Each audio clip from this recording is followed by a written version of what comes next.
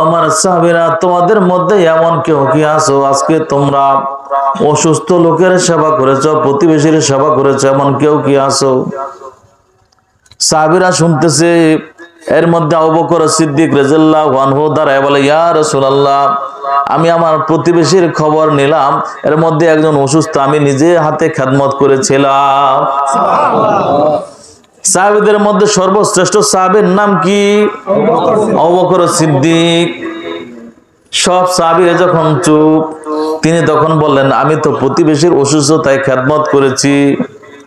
নবীজি চুপ হয়ে রইলেন। কতক্ষণ পর আবার বললেন, তোমাদের মধ্যে এমন কেউ কি আছো আজকে কেউ সদকা করেছো, দান সদকা করেছো, কেউ কি আছো?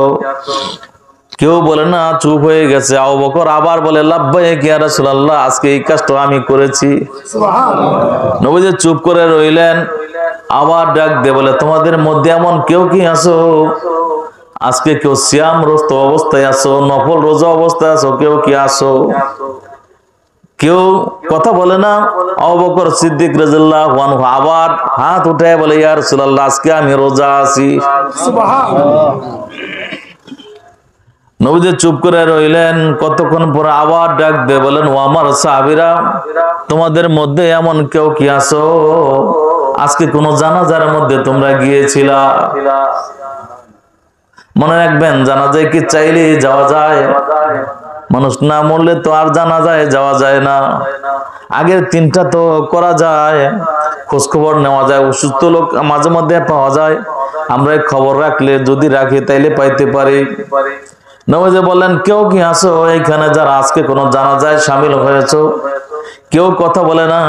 আবু বকর সবার আগে আওয়াজ দিয়ে বলে, ইয়া রাসূলুল্লাহ, আজকে আমি ওইখানে একটা জানাজার মধ্যে শামিল ছিলাম। কয়টা কাজ হইলো? চারটা কাজ।